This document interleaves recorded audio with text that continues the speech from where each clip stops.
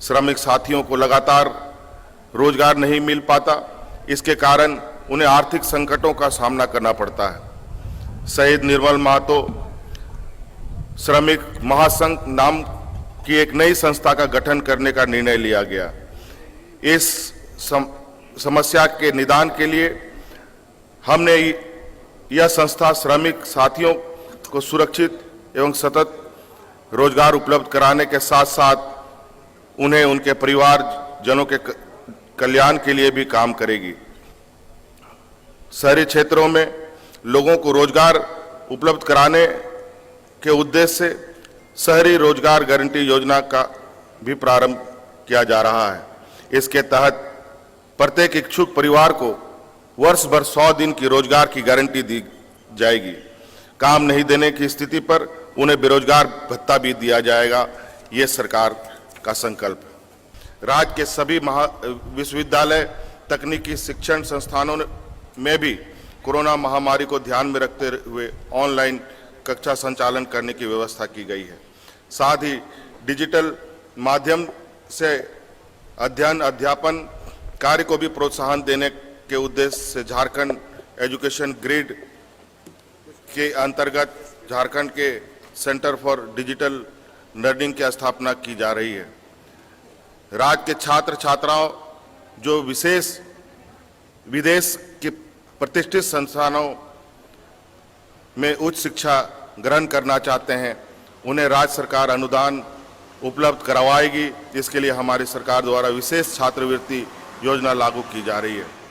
हमारी सरकार जल्द ही नई खेल नीति लागू करने जा रही है, जिसका उद्देश्य झारखंड के सभी लड़के लड़कियों, युवाओं, सभी आयु वर्ग के नागरिकों को खेल को उनके जीवन का अभिन्न हिस्सा बनाने एवं शारीरिक गतिविधि में बढ़ चढ़कर हिस्सा लेने के लिए पर्याप्त अवसर उपलब्ध हो तथा विशेष प्रतिभाशाली खिलाड़ियों को राष्ट्रीय अंतर्राष्ट्रीय उत्कृष्टता के शिखर तक पहुंचाने का मार्ग प्रशस्त करना होगा।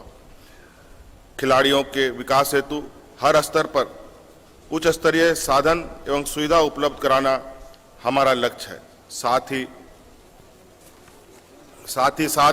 राष्ट्रीय एवं अंतर्राष्ट्रीय स्तर पर पदक विजेता खिलाड़ियों को नौकरी में आरक्षण देने का भी प्रावधान नई खेल नीति में किया जा रहा है। नई खेल नीति स्थापना दिवस के अवसर पर लागू कर दिया जाएगा।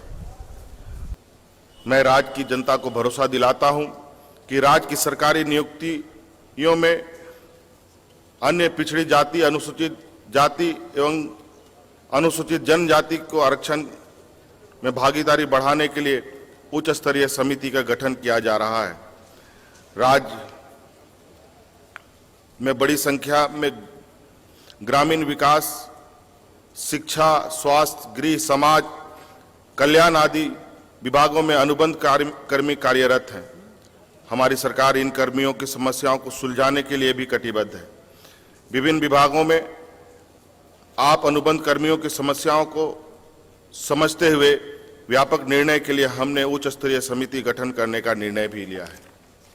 बहुसंख्यक झारखंड वासियों की भावनाओं के अनुरूप स्थानीयता को पुनः परिभाषित करने के उद्देश्य में से एक समिति का गठन किया जाएगा। साथ ही निजी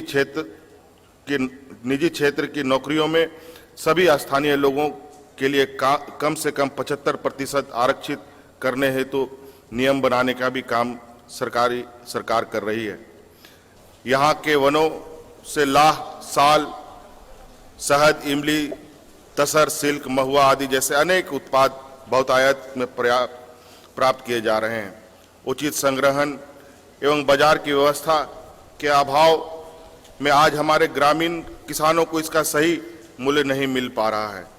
इन्हीं समस्याओं के समाधान के लिए हमारी सरकार सिद्धू कानू कृषि एवं वनोत्पाद सहकारी महासंघ का गठन करने का निर्णय लिया है।